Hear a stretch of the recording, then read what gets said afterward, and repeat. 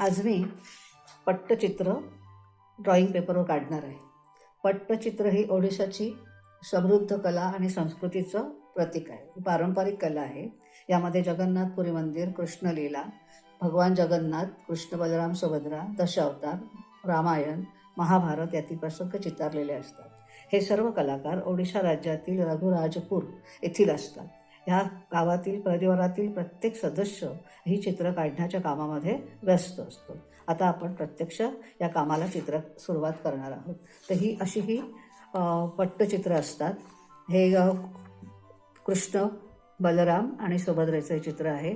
त्यांची जेव्हा रथयात्रा असते त्या रथयात्रेचं हे चित्र आहे.